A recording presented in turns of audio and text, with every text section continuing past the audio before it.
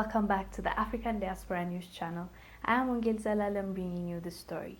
Today's story is about Egypt moving their royal mummies and finding them a new home.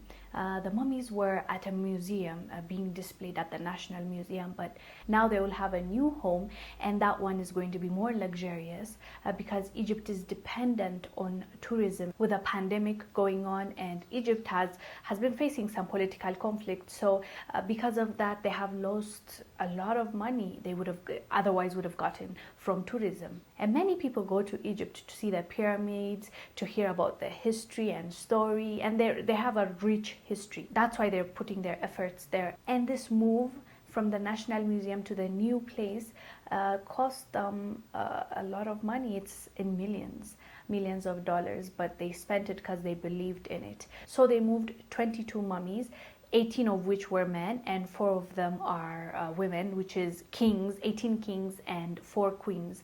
So people were very excited. This was a huge deal. They had the biggest celebration. Watch a little bit of it, we'll come back. With all the fanfare that befits Egypt's ancient kings and queens, the highly anticipated and meticulously planned Pharaohs' Golden Parade was the biggest cultural event Cairo has seen in recent years. Travelling in individual vehicles bedecked in ancient Egyptian style, the mummified royals, 22 of them in all, were moved from Cairo's Egyptian Museum in Tahrir Square. They moved through the capital streets to a new location, a state-of-the-art facility called the National Museum of Ancient Civilization, where they were greeted by a concert from the Cairo Philharmonic featuring famous singers and then received by the Egyptian president. The pharaohs are the stuff of legend and include Amenhotep I, Ramses II, Ramses III, and Queen Nefertari. As you saw, it was a huge celebration, and it was beautiful. It was magnificent, to say the least. It looked gorgeous, and they made sure to fix the road before the mummies passed through, Cairo. They made sure that where the vehicle they're using is gorgeous and it represents who they are, and they had customized cars for the mummies. They put in the work, and as I told you, they spent millions of dollars. So it was magnificent, as I said, but people are saying a lot. Like, even in the first place, mummies, they were not supposed to be viewed. When they were first dug up and went out, the previous president, actually, of Egypt refused for them to be seen, and he even closed the museum.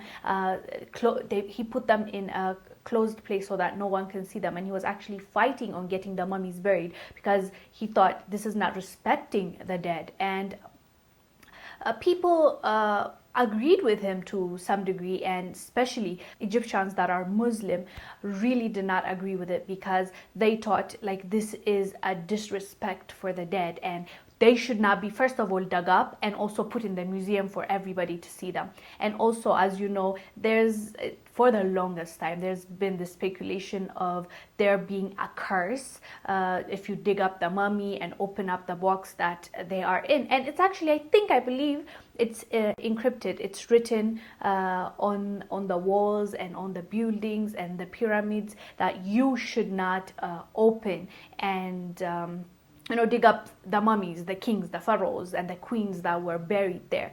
So I guess I understand where people are coming from when they're saying that this can, like, superstitious people believe that even Egypt's problems now with the conflicts and people that, I think it was a week ago, a train crashed and people died, and there are a couple of incidents that have been happening in this past month or so. So people are connecting the two and saying, you shouldn't have done this, the pharaohs are mad, and you shouldn't have done that. They are relating it. Even the Suez Canal, when it was closed, people were speculating that, remember, there was this ship that blocked the Suez Canal, and other ships cannot pass through, and it was a huge crisis. But after a week of digging in and bringing in resources, they were able to open it and other ships can pass were able to pass.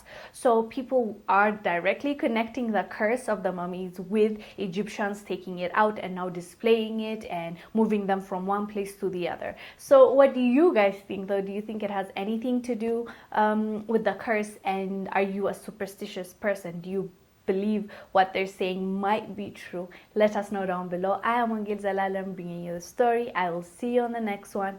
Bye. Thank you for watching. Make sure to subscribe to our YouTube channel and download the African Diaspora News Channel app, now available on Google Play and the Apple App Store.